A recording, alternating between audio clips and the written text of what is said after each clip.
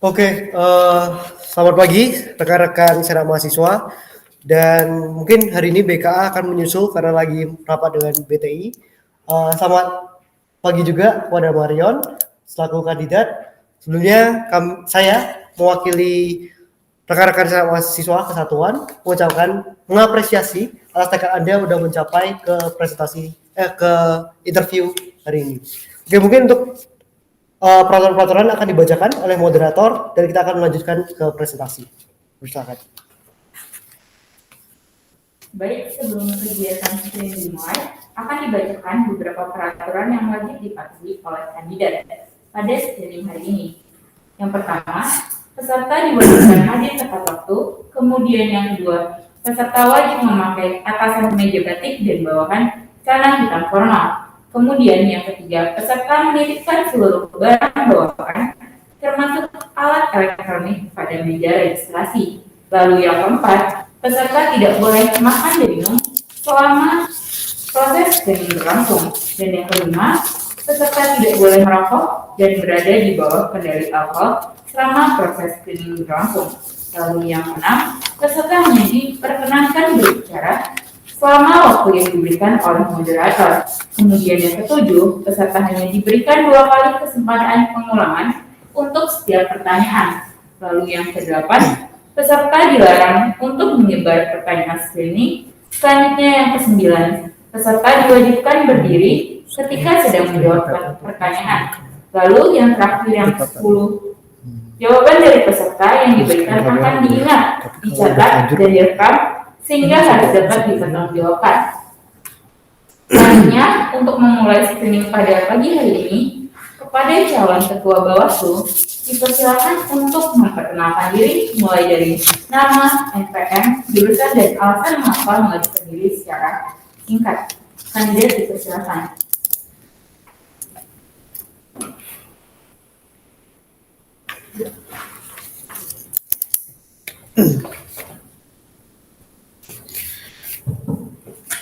Baik, terima kasih moderator atas kesempatan. Perkenalkan semuanya, nama saya Maria Natasha. Saya dari Fakultas Hukum Angkatan 2020. Alasan saya mengapa ingin menjadi ketua Bawaslu hari ini karena saya ingin lebih lagi mengembangkan potensi bersama dengan pengalaman saya dalam organisasi. Lalu saya juga ingin mempraktekkan secara langsung apa yang selama ini saya telah dapatkan sebagai mahasiswa hukum, terutama dalam tata cara peradilan ataupun pengawasan dalam hukum acara, bersama dengan juga pengetahuan-pengetahuan saya mengenai bagaimana pemilu beserta dengan Bawaslu itu sendiri. Lalu dengan adanya hal itu, saya juga ingin membentuk Bawaslu ini menjadi wadah yang tepat dalam pengawasan jalannya penyelenggaraan pemilu itu sendiri, agar dapat berjalan sesuai dengan asas berjudil dan juga dapat mengurangi proses kecurangan ataupun pelanggaran yang ada sehingga minim jumlahnya. Terima kasih. Baik, terima kasih atas perkenalannya. Selanjutnya kepada kandidat dipersilakan untuk mempresentasikan hasil rancangan proposi RPM yang telah dipersiapkan dan dikumpulkan. Waktu yang akan diberikan adalah 15 menit, dimulai dari kata pertama yang dilontarkan oleh kandidat. Jika melebihi waktu tersebut, akan diberhentikan oleh panitia. Dan jika selesai sebelum waktu habis, maka akan dilanjutkan pada agenda screening berikutnya. Lalu, jika kandidat ingin pindah atau melanjutkan ke slide berikutnya, harus berkata next. Demikian, apakah sudah cukup dimengerti? 15 menit dimulai dari sekarang. Selanjutnya saya akan mempresentasikan proposal Badan Pengawas Pemilihan Umum 2023 yang saya bentuk. Next. Yang pertama untuk kemerdekaan.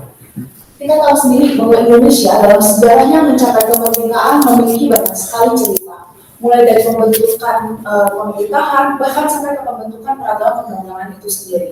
Dapat kita lihat juga dalam pembentukan peraturan Undang-Undang Dasar Negara Republik Indonesia tahun 1945 yang telah diamandemen sebanyak 4 kali. Yang dimana dari Undang-Undang Dasar ini dapat dilihat bahwa terbentuknya negara Indonesia sendiri, yaitu yang berbentuk republik, dengan falsafah Indonesia sendiri, yaitu Pancasila. Dan dengan dari terbentuknya negara Indonesia, yaitu republik, dan adanya sila keempat dari Pancasila itu sendiri, dapat kita ketahui juga bahwa Indonesia dalam setiap tugas serta perannya haruslah melibatkan secara aktif peran rakyat dalam mencapai tujuan untuk mensejahterakan rakyat. Dalam hal ini kita bisa lihat contohnya pertama dalam pemilihan umum, yang dimana pemilihan umum ini diselenggarakan secara demokrasi, sehingga sangat penting peran rakyat dalam menentukan pilihannya. Lalu dapat kita ketahui juga dalam pemilu di Indonesia sendiri ini terdapat dua kelembagaan yang sangat penting. Yang pertama adanya Komisi Pemilihan Umum sebagai penyelenggara dari pemilihan umum itu sendiri. Lalu yang kedua adanya Bawaslu, yaitu sebagai badan pengawas, yang dimana dia tugasnya adalah mengawasi jalannya pemilu itu sendiri di Indonesia. Lalu kita sebagai masyarakat Indonesia diharuskan juga untuk menjunjung tinggi nilai-nilai demokrasi yang ada dalam negara Indonesia. Dalam hal ini, sebagai contohnya kita bisa lihat di lingkungan kita, terutama dalam lingkungan Universitas Katolik Parahyangan, yang dimana kita memilih adanya penerapan sistem pemilu yang ada dalam pemilihan umum Kesatuan Mahasiswa Universitas Katolik Parahyangan. Dan ini PUPM Unpar ini sendiri sebagai wadah atau sarana bagi mereka, terutama dalam mahasiswa Unpar, untuk melakukan pemilihan perwakilan mahasiswa dalam organisasi kemahasiswaan. Yang dimana dapat kita lihat juga di dalam penerapannya di PUPM Unpar ini ada dua kelembagaan yang penting juga. Yang pertama adalah Komisi Pemilihan Umum Persatuan Mahasiswa Universitas Katolik Parahyangan dan Bawaslu Persatuan Mahasiswa Universitas Katolik Parahyangan. Yang dimana keduanya ini juga sama-sama memiliki tugas yang setara dengan adanya sistem penerapan di pemilu di Indonesia itu sendiri. Next.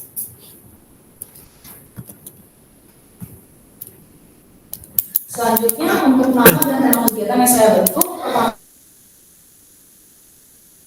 untuk nama kegiatannya adalah pengawasan terhadap pemilihan umum Kesatuan Mahasiswa Universitas Katolik Parahyangan dan menjunjung tinggi prinsip keadilan dalam semua upah.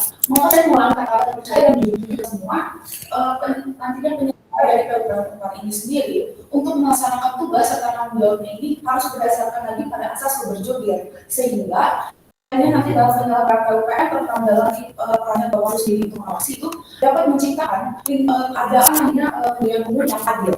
Lalu selanjutnya untuk tujuan kegiatan sendiri, yang pertama adalah mewujudkan Bawaslu yang berintegritas dalam pelaksanaan penyelenggaraan PUPM, dan yang kedua mewujudkan pelaksanaan penyelenggaraan PUPM Unpar yang sesuai dengan asas penyelenggaraan pemilu Indonesia, yaitu berjubir. Selanjutnya, dan ini untuk kegiatannya yang telah saya buat. Saksi mengenai seluruh peraturan yang telah dibentuk Bawaslu kepada seluruh sivitas ada sosialisasi untuk mengenai sosialisasi dan ini dilakukan sebagai bentuk dari pencegahan yang dapat dilakukan agar tidak kecurangan ataupun pelanggaran yang dalam pemilu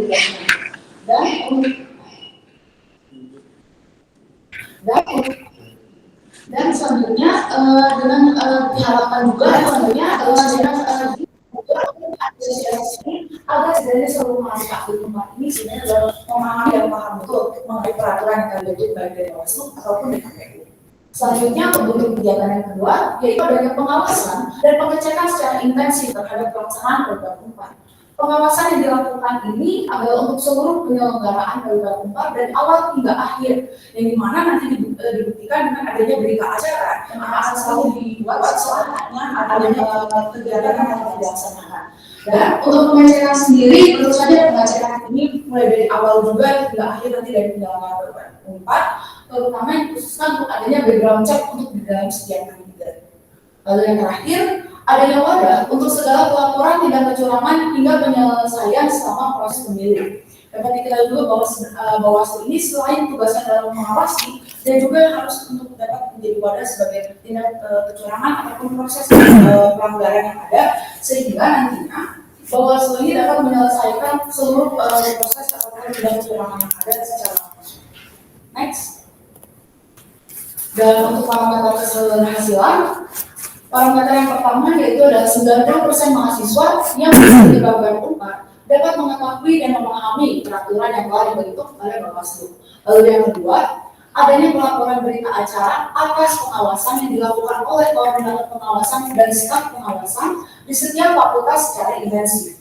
Lalu yang ketiga, adanya tindakan yang cepat dari Bawaslu untuk menganalisa dan menyelesaikan seluruh laporan tindak kecurangan ataupun pelanggaran yang masuk sesuai dengan asas berjubir. Lalu yang terakhir, adanya kerjasama dan koordinasi yang baik yang dan saling berkesinambungan baik antara dari KPU maupun dari Bawaslu itu sendiri. Next.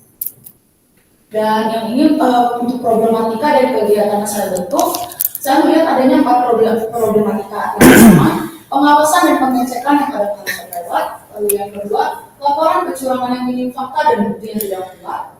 Yang ketiga, pelaksanaan kegiatan sosialisasi dan publikasi yang rasanya kurang tersampaikan kepada mahasiswa. Lalu yang terakhir, koordinasi dengan pihak KPU yang tidak berkesinambungan. Next. Dan selanjutnya ini untuk susunan kepanitiaan yang saya buat. Yang pertama tentu saja adalah ketua Bawaslu. Dan di samping ketua Bawaslu itu di bawahnya ada wakil ketua Bawaslu. Dan di bawahnya lagi ada staf ahli yang dimana nanti staf ahli ini akan terdiri dari ahli teknologi dan ahli hukum. Lalu selanjutnya ada humas dan sekretaris beserta dengan bendahara. Lalu di bawahnya ada koordinator pengawasan dan wakil koordinator pengawasan. Dan di bawahnya lagi terdapat seluruh staf pengawasan yang dimana saya bentuk untuk di setiap fakultas. Next. Dan ini untuk timeline kegiatan saya. Yang pertama tentu saja adanya pencarian dan pembentukan hari 1. Yang kedua pengkajian seluruh peraturan Bawaslu 2022. Lalu yang ketiga pembuatan peraturan Bawaslu 2023 tentang kepanitiaan Badan Pengawas Pemilihan Umum. Lalu yang keempat adanya rapat koordinasi dengan KPU dan juga senat mahasiswa mengenai peraturan kepanitiaan dari Bawaslu itu sendiri. Lalu yang kelima adanya publikasi dan sosialisasi persatuan peraturan kepanitiaan Bawaslu. Lalu yang keenam, lalu yang ketujuh adanya screening dari calon staf Bawaslu. Lalu yang kedelapan adanya pengumuman staf Bawaslu. Lalu yang kesembilan adanya rapat dengan staf Bawaslu 2023. Lalu yang ke-10 adanya rapat koordinasi antara dari KPU itu sendiri dengan Bawaslu 2023. Lalu yang ke-11 adanya pembuatan proposal Bawaslu 2023. Yang ke-12 rapat koordinasi dengan KPU mengenai tentang PKPU yang nantinya ditetapkan oleh KPU itu sendiri. Lalu yang ke-13 pembuatan peraturan Bawaslu tentang tata cara pelaporan dan penyelesaian sengketa dari PUPM 2023. Lalu yang ke-14 rapat koordinasi dengan KPU dan juga senat mahasiswa mengenai peraturan yang telah dibentuk Bawaslu tentang tata cara pelaporan dan penyelesaian sengketa tersebut. Lalu yang terakhir adanya sosialisasi peraturan tentang cara pelaporan dan penyelesaian sengketa Bawaslu 2023. Timeline ini sebetulnya saya buat masih secara besar dikarenakan harus melihat juga bagaimana timeline akan dibentuk juga dari Komisi Pemilihan Umum sendiri, sehingga nanti Komisi Pemilihan Umum dan Bawaslu itu harus adanya koordinasi. Next. Lalu untuk rencana anggaran dana sendiri, yang pertama untuk laporan panitia. Yang pertama itu adalah lampiran template nama yang dimana ini dibutuhkan agar untuk seluruh staf Bawaslu nantinya ketika pada saat pengawasan agar mereka dikenal mana anggota Bawaslu, mana yang nantinya anggota KPU. Selanjutnya, yang kedua ada rapat koordinasi dengan KPU 2023 dan senat mahasiswa. Yang dimana ini dibutuhkan adanya konsumsi untuk panitia. Angka 56 ini dihitung berdasarkan dari jumlah total dari anggota Bawaslu sebanyak 33 orang dan juga bersama dengan nanti dari senat mahasiswa itu dari 18 orang dan juga nantinya sisanya lagi kepada seluruh anggota KPU. Dan yang harga satuan ini adalah 10.000 dengan total adalah 1.120.000. Lalu selanjutnya ada rapat koordinasi antara KPU dengan Bawaslu 2023. Yang dimana konsumsi panitia ini juga dengan jumlah 56 kali 2. Di dua ini adalah 2 kali rapat bersama dengan KPU 2023. Yang dengan harga satuan 10.000 dengan total juga 1.120.000. Lalu selanjutnya. Lalu adanya pengawasan saat orasi, yang dimana pengawasan saat orasi ini dihitung 3 kali, yaitu dengan 3 hari pelaksanaan orasi. Maksudnya saya ada kesalahan dalam menulis jumlah, yang dimana harusnya 33 dikali 3, dengan totalnya itu nanti 1.980.000. Lalu selanjutnya. Lalu untuk yang itu juga pengawasan saat debat, yang dimana dilakukan juga selama 3 hari. 3 hari pelaksanaan debat yaitu dari pemeriksa senat mahasiswa maupun LPS. Dan ini juga harga satunya 20.000 dengan subtotalnya 1.980.000. Kasar. Next. Lalu yang terakhir ini ada pengawasan saham perhitungan suara yang dimana nanti jumlahnya 33 buah dengan harga satuan 20.000 dengan keterangan nanti hari saat para perhitungan suara yang masuk dengan total adalah 660.000. Dan ini terakhir untuk seluruh total anggaran yang pertama nanti dari keperluan panitia ada dengan total 396.000. Rapat koordinasi dengan KPU 2023 dan Senat Mahasiswa dengan total 1.120.000. Rapat koordinasi antara KPU dengan Bawaslu sebesar 1.120.000 dan pengawasan saat orasi sebesar 1.980.000. Pengawasan saat debat dengan total 1.980.000 dan juga pengawasan saat perhitungan suara dengan total 660.000 dan total yang ada adalah 7.256.000. Sekian dan terima kasih. Terima kasih atas pemaparannya. Karena presentasi telah selesai, maka akan dilanjutkan ke sesi M&A sesi 1 dengan tema rencana acara. Lalu kepada para panelis untuk mengajukan pertanyaannya. Pada ini dipersilakan. Bisa review suaranya. Ya. Mungkin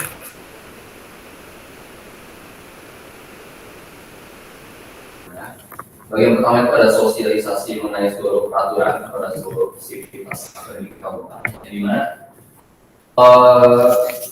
belum ada parameter tertentu seluruh sivitas akademik kabupaten ada berapa, dan juga belum ada kepastian apakah seluruh sivitas akademik kabupaten ini membutuhkan sosialisasi peraturan ini atau bahkan tertarik untuk bagian sosialisasi ini. Dan juga emang sosialisasi macam apa gitu yang bakal dibentuk sama Anda ya? Apakah melalui Forkom atau apa? Baik, terima kasih panelis atas pertanyaannya. Jadi saya jawab. Mengenai sosialisasi tersebut, kemarin saya tertulis seluruh sivitas akademik yang keempat. Sivitas akademik yang keempat ini saya lihat berdasarkan dari bahwa ini maksudnya untuk seluruh mahasiswa UPA dan juga adanya mungkin seluruh adanya dosen-dosen juga yang bisa memahami. Pada ini kalau dengan syarat pelaporan apa, para dosen itu juga memiliki juga untuk melapor. Tapi kalau pada gugatan kan tidak dengan melapor, setidaknya para dosen pun juga harus tahu mengenai peraturan yang ada dari negara sosialisasi dan mengalami sosialisasi sendiri dalam peraturan Senat Mahasiswa nomor 1 tahun 2021 tentang PUPR 4 diketahui juga bahwa misalnya mengenai sosialisasi ini diselenggarakan oleh KPU 4 yang dimana sosialisasi masa ini tentu saja saya harus berkoordinasi juga bersama dengan KPU, tetapi yang saya harap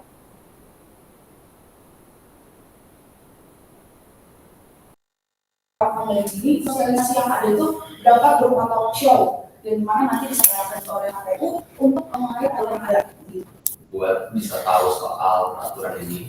Apakah memungkinkan kalau misalnya talk show itu dihadiri sivitas akademika sekaligus sama dosen-dosennya juga? Mengenai hal tersebut, saya sebenarnya belum terlalu yakin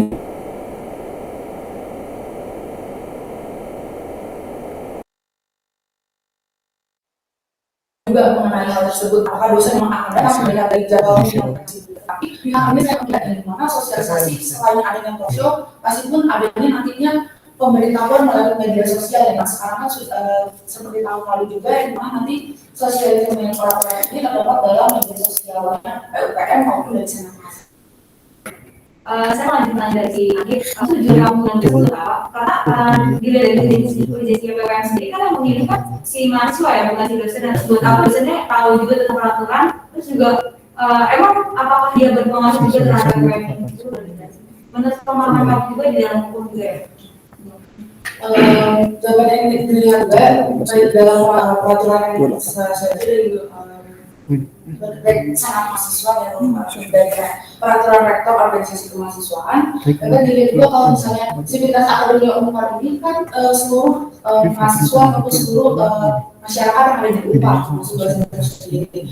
Dan maka saya masuk ke akademia Unpar ini juga termasuk pada dosen karena saya rasa tidak dimungkinkan juga lihat dari kondisi karena lalu yang dimana pada waktu pengembaraan orasi di Fakultas Hukum ada beberapa dosen yang mengeluhkan mengenai kenapa orasi yang dilakukan bisa muncul banyak permasalahan terutama adanya kericuhan pada saat itu.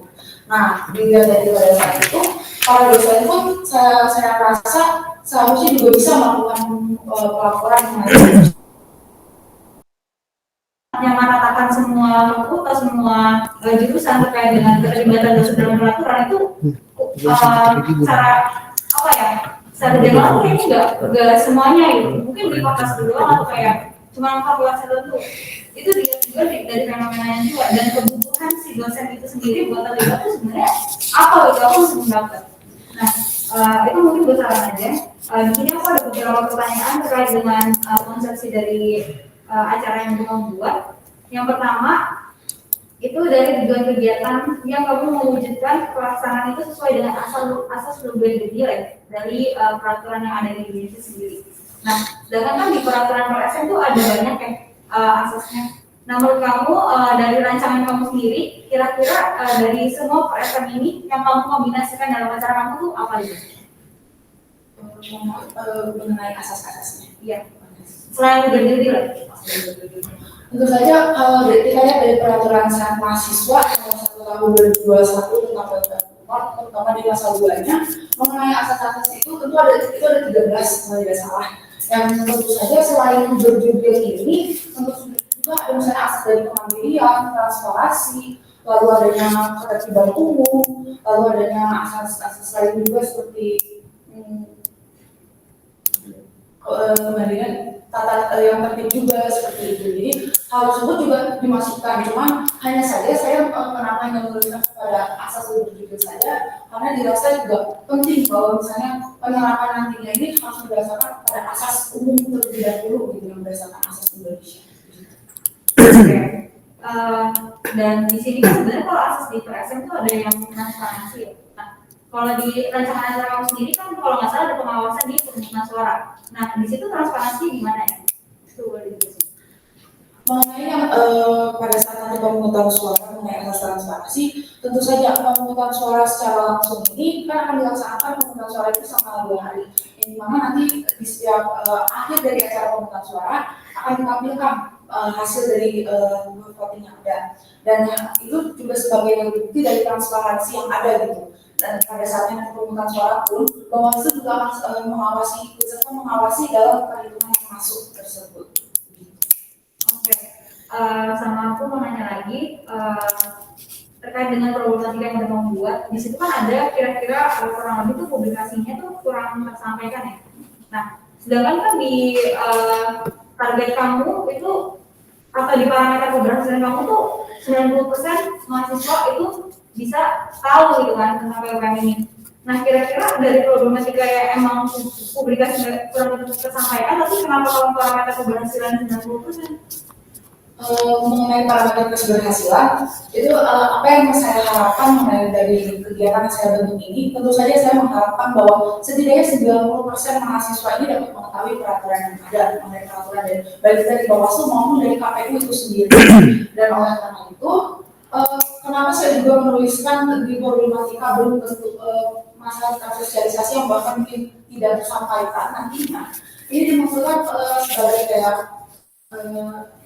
pada kenyataannya mungkin saja sosialisasi yang ada ini belum tentu para mahasiswa juga ikut ataupun mau terjun langsung. Karena melihat dari nyambut tahun lalu masih ada beberapa mahasiswa yang bahkan tidak mengetahui secara betul bagaimana sih peraturan yang ada dalam pemilihan umum di UNPAD itu sendiri. Sehingga saya rasa ini juga bisa menjadi problematika yang ada di mana mungkin saja di tahun ini masih terdapat mahasiswa yang kurang peduli dalam mengetahui peraturan itu sendiri. Oke, sama pertanyaan yang berkaitan dengan apa parameter tadi ya, di situ kan kayak 90% mahasiswa mengikuti POPM 4. Nah sebenarnya yang menargetkan itu tuh apakah tugas dari Bawaslu atau tugas dari KPU? Sebenarnya kalau dilihat untuk sosialisasi sendiri dari peraturan senat mahasiswa sebenarnya yang menyelenggarakan adalah KPU. Tetapi saya rasa saya memasukkan ke dalam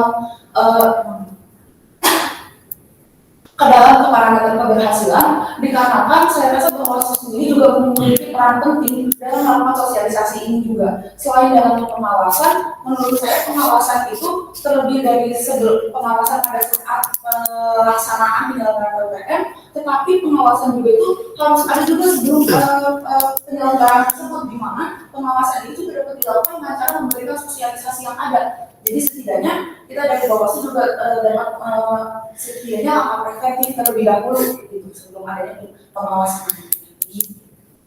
Oke. Mungkin kalau kita lihat-lihat yang dari tahun kemarin itu fenomenanya yang ikut PPM itu masih sedikit juga, ya nggak nyampe 50% kayaknya dari seluruh mahasiswa, tapi sedangkan mahasiswa itu menargetkan 90% mahasiswa ya. Jadi ini kan kamu kerjasama sama KPU ya, sedangkan kan KPU sendiri juga belum tentu semuanya optimis 90%. Nah kira-kira menurut kamu sendiri apakah ini tuh tentatif sifatnya atau kayak mutlak pengennya 90% gitu? Sebenarnya 90% ini masih tentatif, tapi ini angka yang saya harapkan setidaknya seluruh mahasiswa UNPAD dapat mengikuti PPM itu tersebut. Oke. Maaf, memotong, tapi yang lain mau bertanya. Yang lain dulu ya. Oke, dipersilakan pada Peter. Oke. Mau melanjutkan pertanyaan Friska yang tadi mengenai transparansi. Seperti yang kita tahu sendiri juga transparansi di yang ada sekarang ini kan dibatasin. Nggak mungkin semuanya kita transparansi. Nah, sejauh mana dan hal-hal apa saja yang mau kamu transparansiin? Berarti transparansi maksudnya di dalam perhitungan atau keseluruhan? Dalam keseluruhan, perhitungan juga boleh, dari keseluruhan aja. Baik, terima kasih pertanyaannya ini. Mengenai itu transparansi tersendiri, tentu saja transparansi yang saya maksudkan ini adalah pada saatnya nanti karena Bawaslu, saya melihat dari situasi dari Bawaslu itu sendiri, karena Bawaslu ini sebagai badan pengawas penyelenggaraan, tentu saja yang dimana transparansi maksud ini mengenai nantinya misalkan adanya pelaporan ataupun dugaan kecurangan atau pelanggaran yang masuk. Nah, proses transparansi yang ada ini adalah mengenai nanti bagaimana penyelesaian dari sengketa itu tersendiri, terutama nanti dalam mengenai pelaporan ataupun yang ada. Tentu saja transparansi maksud ini misalkan sudah kita selesaikan permasalahan yang ada dengan proses penyelesaian yang sudah diselesaikan oleh Bawaslu, tentu hasilnya itu kan akan disalurkan kembali kepada mahasiswa UNPAD, sehingga di situ transparansinya. Oke. Dan untuk sistem pengawasan, tadi kamu kan sempat bilang juga sistem pengawasan yang pengawasan orasi, debat dan lain sebagainya. Boleh tolong jelasin nggak sistem pengawasan yang mau kamu buat kayak apa? Mengenai sistem pengawasan tersendiri, tentu saja sistem dilihat dari di bagian next susunan panitia. Makasih.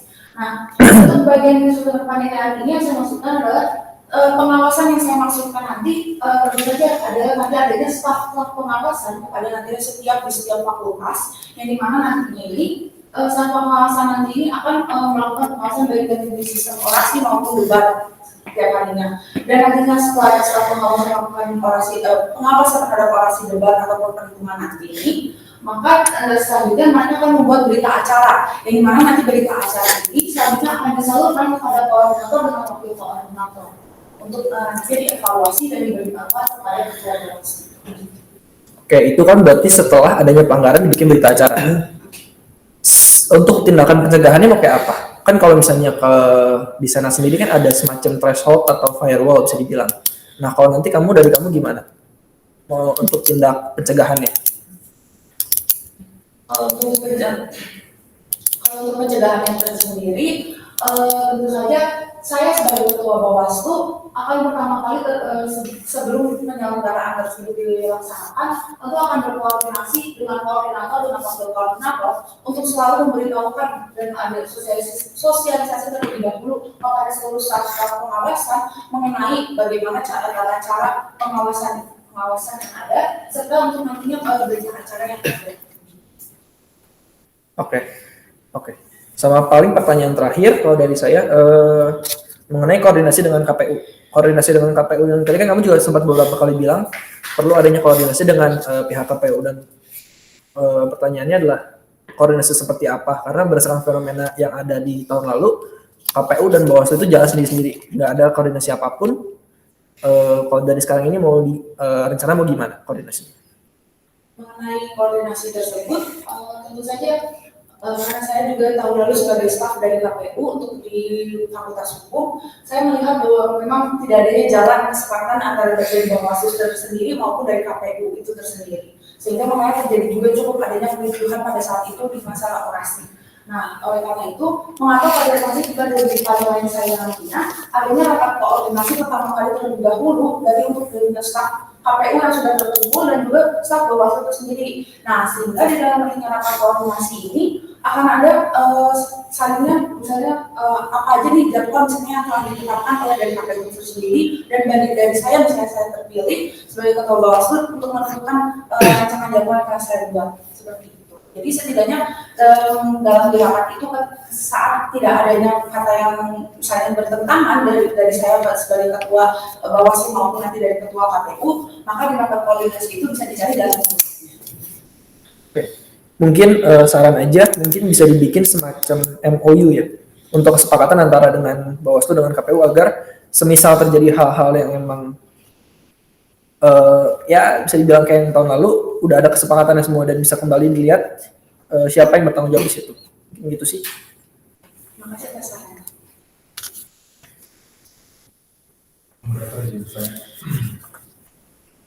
Tadi kan Anda membuat di dalam problematika terus sebutkan solusi-solusi Anda mengenai pemerintah itu. Penanggulangannya ya. Yang preventif dan penyelesaian. Mengenai yang pertama dari pengawasan dan pencegahan yang kadang-kadang ini, tentu pencegahan yang dapat dilakukan adalah yang pertama kali adanya sosialisasi terlebih dahulu nantinya kepada staf pengawasan dan juga wakil maupun koordinator dari pengawasan itu sendiri untuk nantinya pengawasan yang akan dilakukan di dalam lapangan. Lalu kalau misalnya ternyata dari pencegahan ini tetap masih adanya pengawasan dan pengawasan yang terlewat, tentu saja makanya artinya adanya berita acara ini. Nah, berita acara yang telah dibuat kepada dari seluruh staf Bawaslu ini tentunya kan nanti akan dievaluasi kembali oleh koordinator dengan wakilnya pengawasan bagi apa saja sih yang dari berita acara itu yang terlewat pengawasannya, sehingga di kemudian hari nantinya pengawasan tersebut yang mungkin sebelumnya terlewat dapat terlaksana. Lalu selanjutnya untuk laporan kecurangan yang menjadi fakta dan bukti yang tidak kuat, tentu saja pencegahan yang ada nantinya adanya dari pembuatan peraturan pada saat pelaporan dan penyelesaian sengketa. Ini di mana mengenai laporan kecurangan ini pastinya saya untuk awal ini memikirkan adalah para mahasiswa nanti ketika akan misalnya ini melaporkan adanya dugaan kecurangan ataupun pelanggaran yang ada dapat dilakukan dengan nanti diberikannya adanya G-form mengenai nanti isinya apa saja yang terjadi mengenai isi dari tindak pidana yang terjadi pada saat tersebut. Lalu kalau misalnya dirasa ternyata nanti pada saat kenyataannya ini tetap terjadi adanya fakta atau bukti yang tidak kuat, tentu saja langkah selanjutnya adalah kami dari Bawaslu sendiri yang harus terjun, yang harus lebih mendalami lagi untuk melakukan penyelidikan lebih dalam lagi mengenai bukti-bukti yang tidak kuat ini untuk membuktikan apakah memang benar dugaan laporan kecurangan ataupun pelanggaran. Lalu yang ketiga, pelaksanaan kegiatan sosialisasi dan publikasi yang kurang bersamaan. Dalam hal ini tentu saja sebagai terjadi juga untuk pencegahannya dari Bawaslu dengan KPU harus adanya rapat koordinasi terlebih dahulu, sebenarnya nantinya untuk mengenai pelaksanaan kegiatan sosialisasi yang ada. Kalau misalnya untuk penilaian sosialisasi yang ada ini mau dilakukan seperti apa dari KPU dan mungkin kami dari Bawaslu sendiri akan memberikan ide masukan juga untuk sosialisasi yang ada. Nah, untuk nanti penanggulangannya misalnya tidak terlaksana, telah disampaikan tentu saja dari Bawaslu sendiri dikarenakan nanti di bagian susunan panitia saya ada yang namanya humas. Nah, humas nanti ini juga memiliki tugas dan tanggung jawab sebagai pengawasan nih, di mana yang berhubungan langsung dengan media sosialnya KPU ataupun dari PUPM itu sendiri. Jadinya kalau misalnya ada yang terlewat, humas akan langsung menyampaikan hal tersebut. Lalu yang terakhir, koordinasi dengan pihak KPU yang tidak berkesinambungan. Dan hal ini juga pencegahannya adalah yang pertama kali setelah kita semua ring satu ataupun ring satu dari Bawaslu maupun dari KPU dan juga saudara yang telah terkumpul akan dilakukan rapat dulu koordinasi terlebih dahulu agar terjadinya koordinasi. Nah, tetapi misalnya pada saat kegiatan dilaksanakan tidak adanya atau koordinasi atau tidak berkesinambungan, maka tentu saja saya sebagai ketua Bawaslu akan turun langsung berbicara kepada ketua KPU untuk mencari jalan keluarnya dan mencari akar permasalahan awalnya ini dari apa. Tetapi kalau sampai dirasa tetap masih tidak adanya akar permasalahan ini, seperti tadi sarannya juga jurnalis, kalau untuk diberikan adanya MOU terlebih dahulu. Tetapi sampai misalnya di titik benar-benar sudah tidak bisa lagi kata-kata kesinambungan ini, maka saya sebagai ketua Bawaslu akan meminta bantuan kepada senat mahasiswa untuk mencari jalan keluar. Kemudian pertanyaan kedua, tadi juga di tujuan kegiatan itu ada integritas pengawasan pengawasan intensif. Kita berintegritas, boleh dikonkretkan nggak? Berintegritas Bawaslu ini seperti apa? Sama intensif ini nanti seperti apa? Di itu next slide. Ada intensif tadi, itu. Nah itu tuh bentuk kegiatan intensif. Jadi kan Anda ingin membawa Bawaslu yang berintegritas dan juga pengawasan secara intensif. Boleh nggak konkretnya seperti apa? Pertama untuk bagian tujuan kegiatan saya mengenai kata berintegrasi ini, saya tujuannya adalah seluruh anggota Bawaslu baik dari Ring 1 maupun stafnya melaksanakan tugas dan tanggung jawabnya ini sesuai berdasarkan dari perkataan dan perbuatannya nanti itu sesuai dengan apa yang nanti mereka apa yang telah mereka janjikan pada saat screening nanti. Dan juga perbuatan dan perkataannya nanti ini tentu saja harus berlandaskan pada balik lagi bagaimana sih sistem penerapan PUPM itu sendiri berdasarkan dari asas-asasnya yang terutama dari tadi di pasal 2 peraturan senat mahasiswa tersebut yang tentunya juga berdasarkan berjudil, ketertiban umum, transparansi, profesionalitas tentunya dan adanya transparansi itu tersendiri. Lalu mengenai pengawasan secara intensif, pengawasan pengecekan secara intensif ini dimaksudkan adalah agar setidaknya setiap staf pengawasan ataupun nantinya koordinator atau wakil koordinator dari pengawasan ini melakukan pengawasan dan mengecekkan itu secara terus-menerus. Jadi jangan sampai ada hari yang terlewat. Oke, saya coba disusun kembali. Anda membuat seorang Bawaslu, fungsinya apa? Sebagai wakil. Untuk kenapa saya membentuk wakil ketua Bawaslu ini dikarenakan tidak menutup kemungkinan ketika pada nantinya di beberapa hari tertentu ataupun nanti di harinya pada saat adanya perancangan peraturan dan lain-lain, saya adanya memiliki halangan tertentu dan maka dari itu saya membentuk adanya wakil ketua sebagai setidaknya bisa menggantikan saya dan menjalankan pengawasan dari penyelenggaraan pemilu itu sendiri. Jadi hanya sebatas menggantikan apabila tidak hadir atau dalam tidak juga. Jadi selain waktu itu wakil ketua juga bisa memiliki tanggung jawab terhadap misalnya dalam nantinya penentuan dan keputusan yang ada juga. Jadi dapat memberikan masukan juga baik kepada saya nanti juga kepada staf.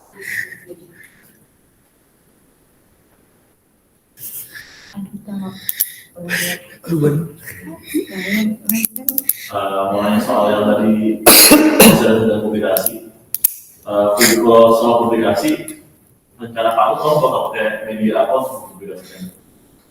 Mengenai media sosial tentu dari Instagram terlebih dahulu karena melihat dari juga rekan-rekan lalu digunakannya media Instagram. Abang kamu yakin itu efektif karena kalau kamu lihat dan perhatiin IG bawah itu kalau cuma 50 atau 60 orang aja, sedangkan masa aktif itu ada sekitar 10 ribuan. Oh, mengenai hal tersebut, tentu saja selain darinya media Instagram dari adanya Bawaslu ataupun dari KPM maupun dari sana mahasiswa, tentu kita juga akan berkoordinasi dengan Instagram dari himpunan setiap program studi ataupun fakultas. Jadi untuk sama-sama juga menyalurkan campuran yang ada.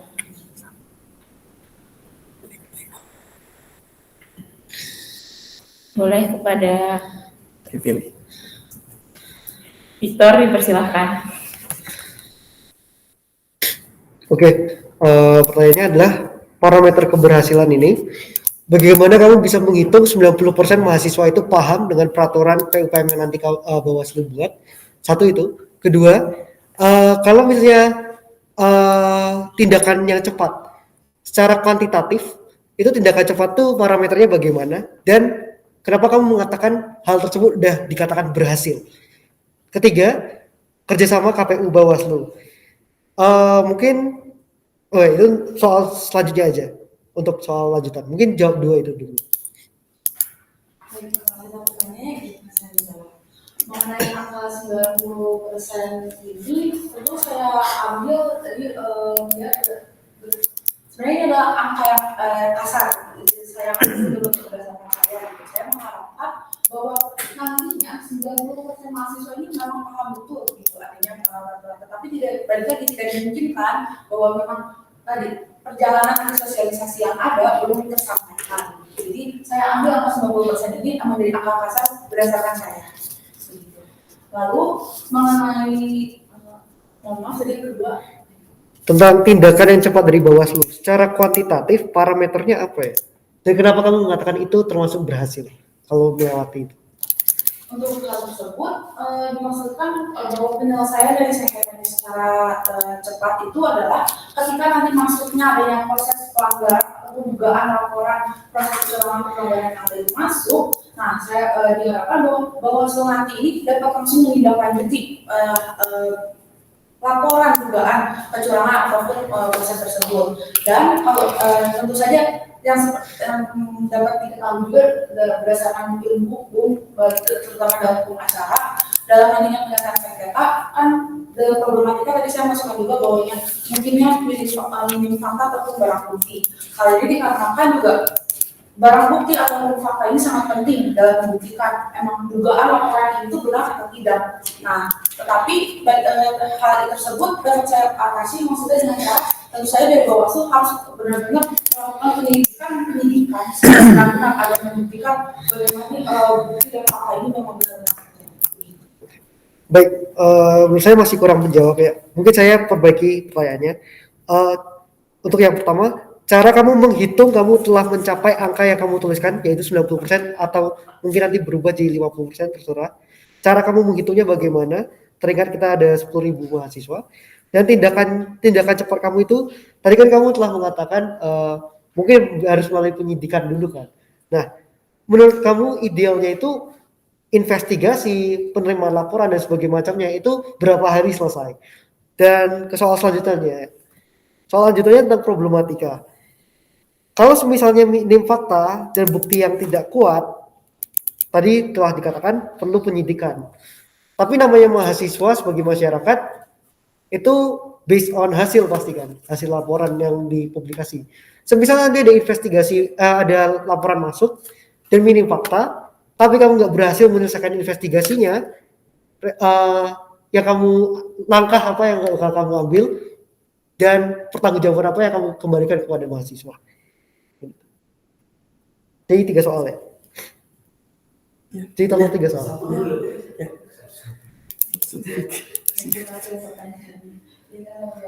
Mengenai angka 90% ini, saya targetkan bahwa memang pada nanti sosialisasi yang ada para para mahasiswa, terutama nanti pada saat mungkin yang melakukan pelaporan ataupun nanti pada calon kandidat nantinya, calon kandidat atau tim sukses ini bisa karena melihat fenomena tahun lalu juga bahwa baik dari calon kandidat ataupun tim sukses itu masih ada yang melakukan pelanggaran ya secara kecil-kecilan tapi tetap saja kan itu masuknya dalam pelanggaran dalam peraturan yang ada, padahal sudah tertulis jelas dalam peraturan Bawaslu ataupun KPU yang ada. Nah, itu saya akan sambil ini masukkan adalah kepada nantinya juga calon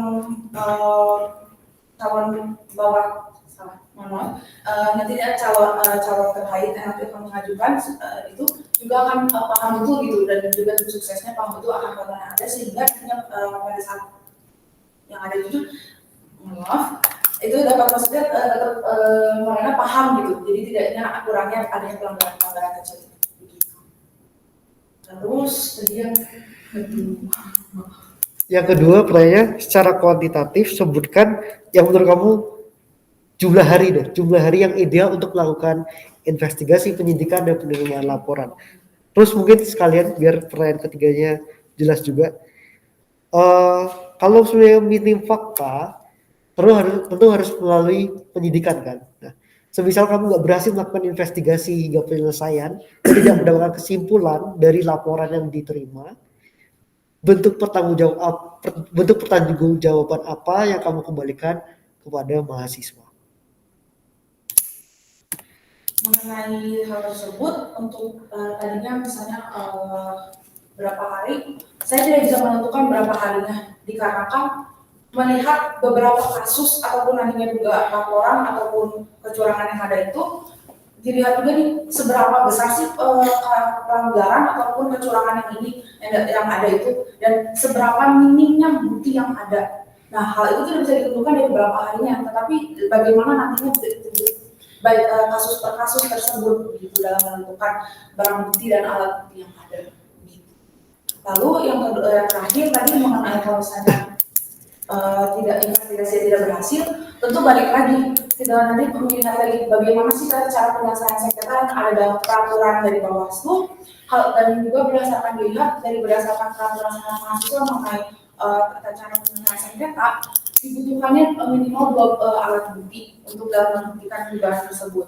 Dan kalau misalkan memang tidak terbuktikan adanya dua alat bukti tersebut, akan balik lagi berarti dugaan atau laporan tersebut memang tidak ada. Mungkin kesimpulan boleh. Baik. Oke, mungkin yang jawaban yang terakhir bisa saya terima, tapi tadi yang jawaban untuk 90% mahasiswa mengikuti PUPM Unpar, saya itu bertanya cara menghitung bahwa kamu telah mencapai angka tersebut itu bagaimana, tapi belum mendapatkan jawaban. Tapi mungkin itu bisa digali lagi ke depannya, semisal Anda terpilih menjadi ketua Bawaslu. Dan yang kedua, tindakan cepat ini, berarti kalau asumsinya tindakan cepatnya didasarkan oleh berapa berat suatu kasus, cepat itu berarti sifatnya subjektif nanti ke masing-masing mahasiswa.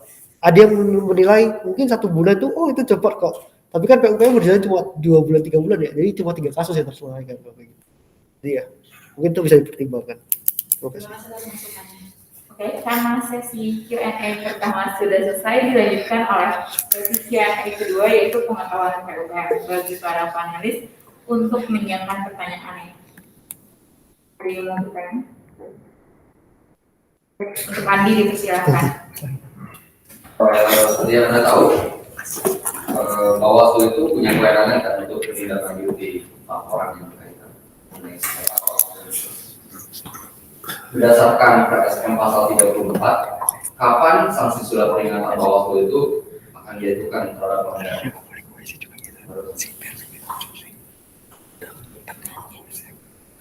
Pertanyaan dengan saya jawab mengenai kapan penjatuhan sanksi dari Bawaslu, sanksi surat peringatan ini ditentukan berdasarkan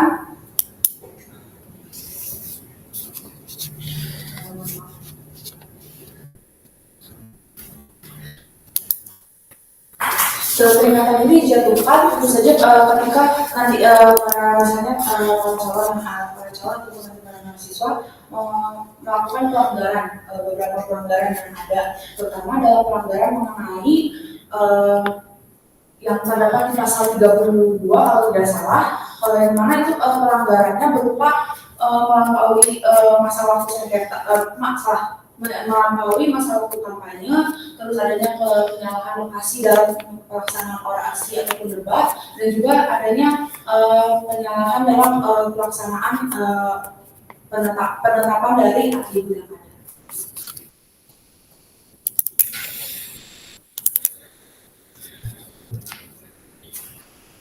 Terima kasih untuk atas sebetulnya.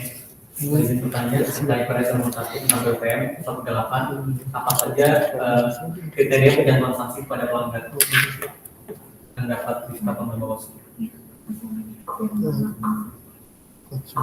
Kriteria penjatuhan sanksi tersendiri itu harus dilihat berdasarkan nantinya pelapor, terus kejadian laporan, lalu yang ketiga adanya frekuensi atas pelanggaran yang ada, sama yang terakhir bagaimana pelanggaran tersebut sebesar apa.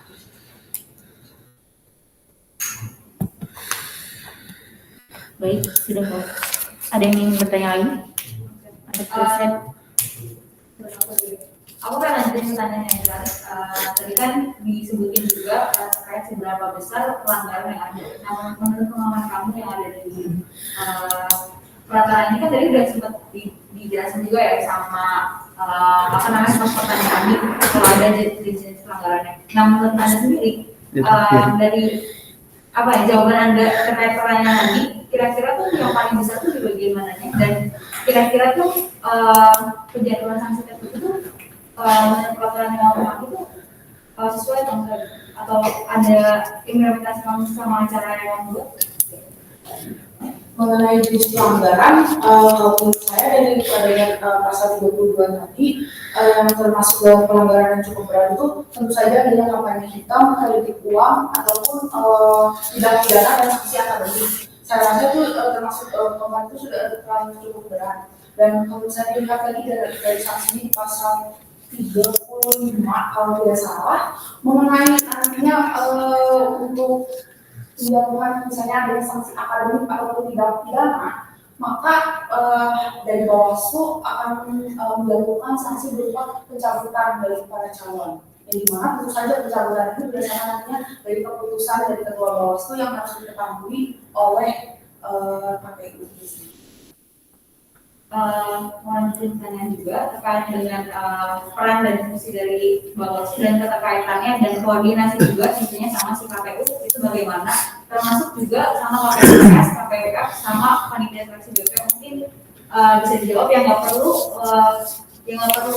yang tadi saya sebutin lembaga-lembaganya yang nggak perlu bisa dijelasin, tapi yang menurut kamu sendiri, menurut pengalaman kamu di PRS sendiri terkait dengan yang itu hubungan sama lembaga ini. Kalau misalnya dilihat acara peradilan juga di dalam pasal 45 atau 45 kalau tidak salah, pasal 45 tentang acara peradilan itu dalam misalnya nantinya untuk misalnya ada pada saat nanti di sidang nanti untuk menyelesaikan laporan atau dugaan yang ada yang masuk di depan sidang, maka tentu saja pihak-pihak yang berhak dalam maksudnya untuk penyelesaian tersebut adalah ada pertama dari ketua dari KPU pusat, lalu ketua Bawaslu bersama dengan para terdakwa. Lalu di samping itu juga misalnya kan ada di ayat 2-nya itu terdapat ada misalnya selain daripada itu adanya orang-orang dari misalnya dari Bawaslu yang memang diizinkan untuk ikut seperti misalnya staf hukum dan sama satu lagi sih pertanyaannya terkait dengan misal ini panitia yang udah kamu buat ternyata ada melakukan kecurangan. Nah, menurut pengalaman kamu di peraturan yang ada itu apakah dia bakal kompromi kekeluargaan atau gimana? Menurut implementasi kamu sendiri gimana? Mengenai hal tersebut berdasarkan dari peraturan ada, tentu saja dari ketua Bawaslu memang benar dirasa adanya kecurangan dari para staf di bawah nanti tentu saja harus dijatuhkan sanksi secara administratif terlebih dahulu, yang mana adanya sanksi peringatan dari ketua Bawaslu kepada calon. Oke, jadi yang ngawasin panitia Bawaslu itu Bawaslu sendiri. Atau gimana tuh? Oh, nggak dari senat mahasiswa. Oke. Terima kasih untuk kita. Mungkin dari panelis lain ada yang ingin bertanya?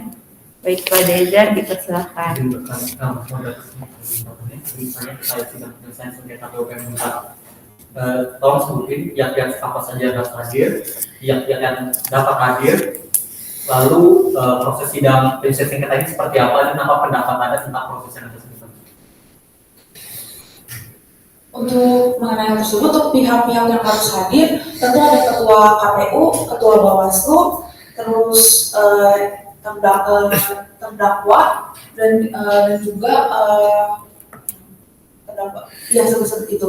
Tapi kalau misalnya yang kedua, untuk beberapa lainnya itu adalah adanya ketua dari KPU fakultas ataupun program studi, lalu adanya orang-orang yang memang dipersilahkan atau diizinkan oleh Bawaslu untuk ikut hadir, dan juga panelis anggota BP. Gitu. Nah, terus kalau misalnya yang terakhir untuk tata cara penyelesaian sengketa, tentu saja adanya pelanggaran yang masuk, yang adanya gugatan yang masuk yang kepada ketua Bawaslu. Lalu yang kedua, adanya para penggugat, artinya penggugat dapat menjelaskan apa yang menjadi kerugian bagi dia dan apa yang menyangkut kausan antara kerugian beserta dari gugatan yang disampaikan kepada dia, dan juga nanti tergugat dapat menyampaikan pembelaan yang ada. Lalu yang ketiga itu nantinya tergugat dari Bawaslu sendiri akan melakukan investigasi dan penyelesaian kasus yang ada.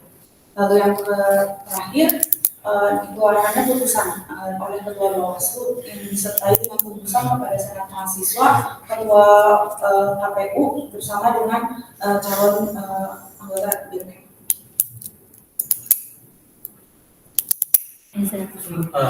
Tadi menurut kamu proses yang udah ada itu apakah udah dengan sesuai prosedur, apa ada yang perlu ditingkatkan? Dari saya sendiri, saya rasa itu sudah cukup dan sudah sesuai dengan prosedur yang ada. Alasannya? Alasannya melihat dari undang-undang tata cara peradilan juga yang ada di Indonesia, memang sudah secara betul bahwa pertamanya itu ada yang masukkan laporan dugaan yang ada, yang nanti yang dimana yang terjadi, dan juga ketika penggugat atau tergugat itu dapat melampaikan pembelaan atas gugatan yang disampaikan. Lalu yang ketiga juga itu dapat dilihat juga bahwa selanjutnya baik nanti dari penyidik ataupun penyidik itu dari jaksa ataupun nantinya jaksa nantinya bisa membuktikan apakah memang benar ini atau tidak, dan nanti hakim selanjutnya akan langsung memberikan putusan yang ada.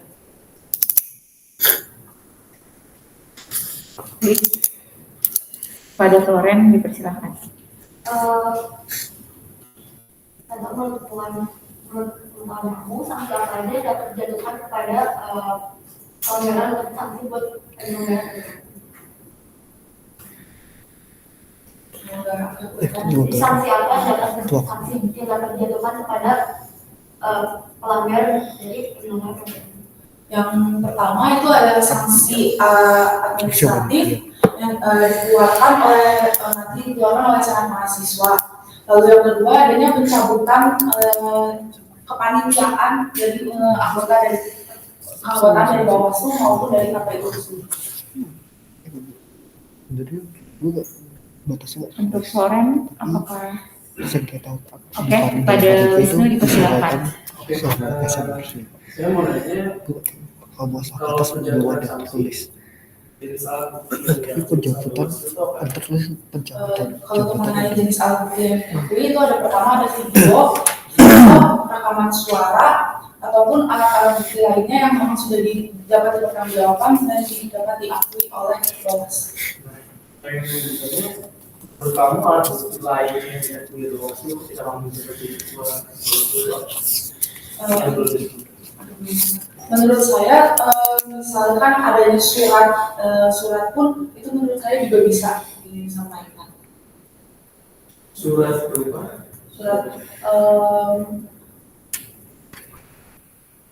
mengenai surat sendiri itu balik lagi misalkan mungkin adanya kecurangan di dalam surat yang disampaikan ataupun data informasi yang nanti bagi dari calon kandidat yang akan mencalonkan diri, itu kan nanti akan melakukan administrasi yang ada. Nah, yang dimasukkan surat tersebut adalah itu dalam administrasi yang maksudnya.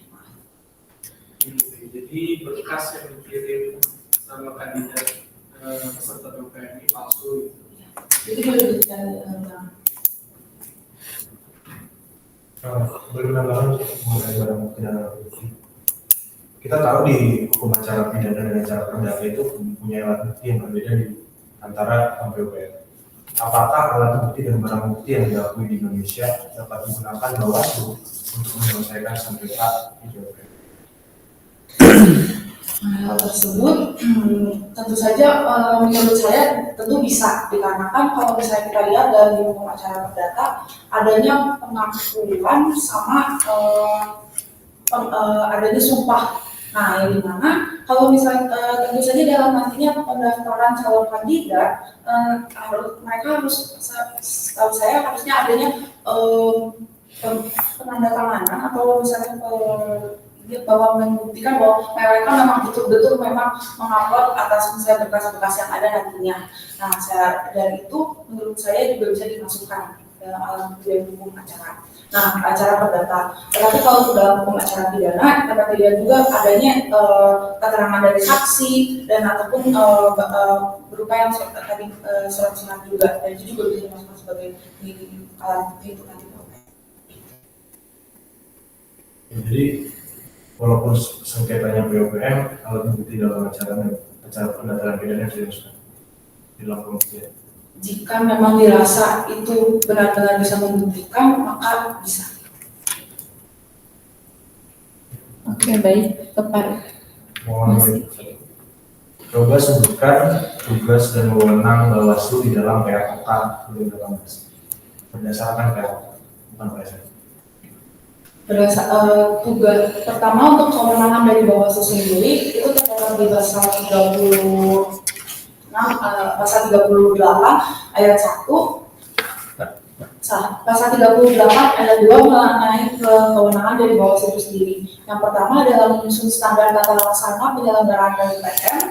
Yang kedua menetapkan melakukan pencegahan dan penindaklanjutan atas proses kecurangan yang ada dalam PPM. Lalu yang ketiga menyiapkan pelaksanaan PPM baik dimulai terkait mengenai nantinya penerapan jadwal tahapan dan sosialisasi. Yang ketiga mengawasi pelaksanaan tahapan penyelenggaraan PPM. Lalu yang kelima ada mengawasi tata cara perhitungan dan pemungutan suara ulang. Lalu yang terakhir penetapan hasil dari PUPM. Lalu untuk mengenai tugas dari Bawaslu sendiri itu ada di pasal 38 ayat 3, yang dimana tugasnya ada 3. Yang pertama menerima dan menindaklanjuti menerima dan menindaklanjuti adanya seluruh laporan dugaan kecurangan ataupun proses kecurangan yang ada. Lalu yang kedua memeriksa, mengkaji dan memutus pelanggaran dalam administrasi hukum. Lalu yang terakhir menerima, memeriksa, menjudikasi ataupun memediasi dan memutus hasil dari penetapan penyelesaian sengketa. Kembali ke sama. Oke, untuk panelis ada yang mau bertanya lagi? Kepada Daniel dipersilakan. Mau tanya, dalam sengketa di Bawaslu ini biasanya dibagi menjadi dua, ya. Ada berdasarkan laporan dan juga berdasarkan gugatan. Boleh dijelaskan perbedaannya? Kalau untuk laporan sendiri, mengenai laporan ini biasanya dilayangkan berdasarkan dari mahasiswa UNPAD ataupun seluruh mahasiswa UNPAD yang memang merasa adanya dugaan kecurangan ataupun pelanggaran, maka dapat langsung melaporkan kepada Bawaslu. Tetapi kalau mengenai gugatan ini hanya bisa dilayangkan berdasarkan dari para calon kandidat atau tim suksesnya untuk misalnya mereka merasa dirugikan atas pelaporan yang ada begitu. Lalu apa yang kemudian dilakukan oleh Bawaslu untuk menyikapi dua-duanya apakah sama atau berbeda atau Tentu saja dalam menyikapi hal tersebut dari Bawaslu sendiri nanti harus melihat mengenai barang bukti yang ada dalam tentu saja bagaimana walaupun seorang calon kandidat melakukan gugatan melayangkan gugatan, balik lagi Bawaslu sendiri harus menyelesaikan sengketa ini secara memang berdasarkan balik lagi asasnya yaitu berdudil dan juga asas netralitas begitu. berarti tidak ada perbedaan bagi Bawaslu dalam menyelesaikan laporan dan gugatan? Iya. Oke, terima kasih untuk Daniel. Mungkin dari panelis lainnya ada yang ingin bertanya?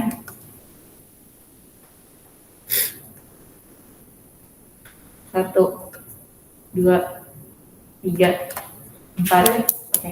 Sekali lagi, mungkin nggak tahu dalam kamu jelasnya atau belum hubungannya sama apa lembaga Bawaslu kan independen, hubungannya sama masyarakat mahasiswa itu apa? Dan mungkin sama apa yang lain tuh gimana? Mungkin bisa dijelasin. Bawaslu sendiri kalau dilihat dalam peraturan saat mahasiswa di pasal 1 angka 7 pasal angka 14 dilihat kalau misalnya Bawaslu ini adalah badan yang bersifat sementara dan dibentuk berdasarkan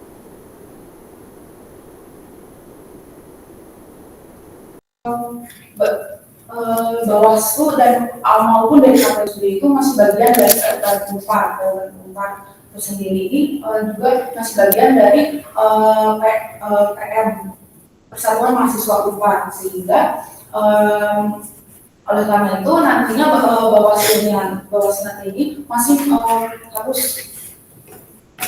dia kan hanya memiliki tugas dan jawab dalam pengawasan saja, tetapi mereka harus balik lagi nanti kepada senat mahasiswa karena penyelenggara dari pemilihan umum nantinya adalah senat mahasiswa. Oke. Mungkin menambahkan soal yang udah ada. Batasan apa sih? Kan Bawaslu bertanggung jawab kepada senat mahasiswa. Batasan apa kata tanggung jawab tersebut? Dan kalau misalnya tadi kamu katakan kalau memang jawabannya emang nanti gimana ya?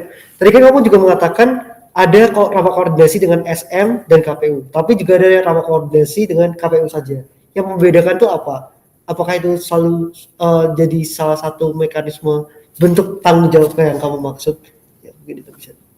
Ya, itu juga merupakan salah satu bentuk dari tanggung jawab nantinya, yang dimana nanti kalau misalnya di rapat koordinasi antara KPU dengan Bawaslu, bagaimana sih persiapan nantinya tahapan penyelenggaraan akan disiapkan terlebih dahulu. Tetapi ketika nanti pada saatnya rapat bersama dengan senat mahasiswa, tentu itu rapat nanti yang akan membahas mengenai kayak keseluruhan final dari ini apa saja dan dibutuhkan juga persetujuan dari senat mahasiswa mengenai penyelenggaraan. Oke, baik.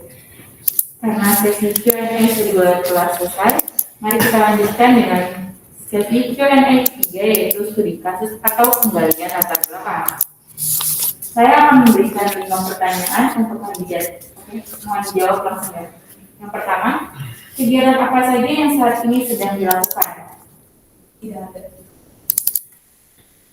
Lanjut, pertanyaan kedua, sebutkan 3 nilai atau personal yang Anda miliki yang menjadikan diri Anda cocok sebagai ketua Bawaslu.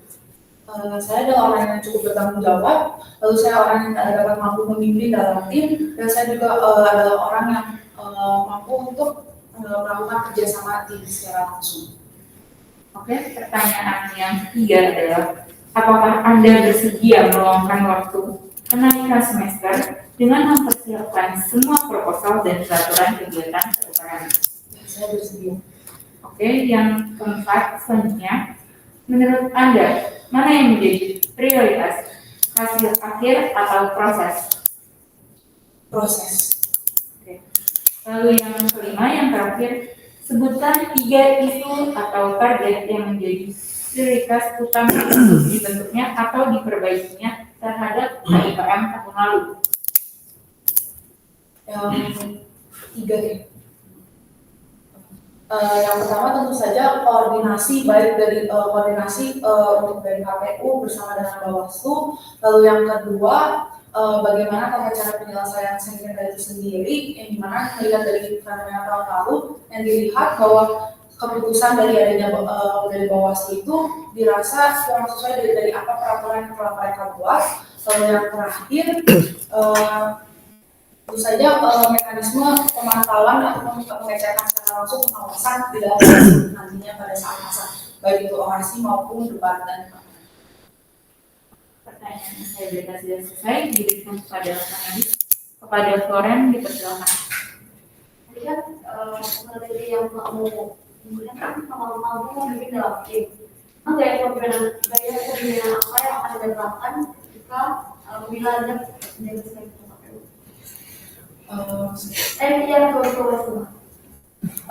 Untuk gaya kepemimpinan sendiri sebenarnya saya tidak memiliki gaya kepemimpinan yang cukup spesifik sebenarnya, tapi tetap saja saya sebagai ketua Bawaslu itu akan tentu mengayomi bagaimana starter saya yang di bawahnya, mengenai misalnya mereka membutuhkan bantuan ataupun kesusahan ataupun ingin bertanya mengenai tugas dan misalnya tugas ataupun apa yang sesuatu yang masih terlewat oleh mereka, tentu saya akan langsung perbaiki dan juga memberikan nasihat ataupun saran yang ada. Dalam dalam tugasnya apabila ada konflik internal dalam sendiri, bagaimana Anda menyelesaikan? Tentu dalam hal tersebut, tentu harus adanya terlebih dahulu misalnya pihak-pihak yang misalnya berkonflik di satu konflik tersebut harus dipertemukan dan misalnya dilakukan koordinasi, ada apa yang dilakukan dengan musyawarah bersama mengenai pemecahan masalah dan mencari masalah dari masalah tersebut. Oke, untuk panelis lainnya, oke, kepada Daniel dipersilakan. Sebelumnya tadi Anda mengatakan bahwa yang disoroti dari BOPM tahun lalu adalah dalam penyelesaian sengketa terdapat kesalahan yang dari Bawaslu terhadap sengketa yang mereka selesaikan itu salah tidak sesuai aturan. Boleh disebutkan sengketa yang mana dan apa yang kemudian salah dilakukan oleh Bawaslu dari melihat dari fenomena tahun lalu itu adalah pada saat kampanye pemilihan calon ketua BEM yang dimana adanya pemindahan atribut yang seharusnya berdasarkan dari alat bukti yang ada sudah jelas kalau memang adanya beberapa mahasiswa yang melakukan melakukan perusakan atribut gitu pada saat itu yang dimana kalau misalnya kita dari peraturan misalnya mahasiswa itu kalau misalnya terjadinya pelanggaran dalam perusakan atribut dan yang ada maka harus dilakukan pemberian sanksi, tapi dilihat dari tahun lalu tidak diberikan adanya sanksi, hanya permintaan maaf saja. Oke, berarti saya asumsikan bahwa saudara pernah membaca gitu surat keputusan dari Bawaslu untuk menyelesaikan gugatan dari gugatan tersebut di periode KPM yang lalu. Lalu dalam surat gugatan itu tercantum bahwa yang digugat berupa pengerusakan atribut itu tidak terjadi, di mana yang terjadi berdasarkan segala alat bukti yang ada adalah pemindahan atribut kampanye yang kemudian juga dikembalikan ke tempat semula. Lalu kenapa Anda masih tetap berprinsip bahwa hal tersebut merupakan suatu kesalahan yang diputuskan oleh Bawaslu tahun lalu? Karena baik, terima kasih pertanyaannya di Tanjiro. Tersebut untuk beberapa barang bukti terutama dalam foto yang sempat tersebar di media sosial Instagram tentu saja pada masa itu dapat dilihat bahwa misalnya atribut kampanye yang digunakan dari calon itu memang terlihat adanya pengerusakan, di mana bagian yang dari form ataupun dari terutama dari bagian dari form itu terjadi kerusakan, sehingga tetapi saya melihat bahwa dari Bawaslu kemarin ini tidak menghiraukan dari kerusakan yang ada tersebut.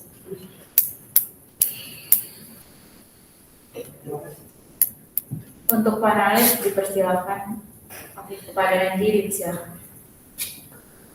Mungkin dengan kondisi yang sama. Kalau misalnya suatu saat Anda terpilih dari ketua Bawaslu dan terdapat dugaan pelanggaran yang membuat Anda harus menyelesaikannya dari internal atau apapun itu.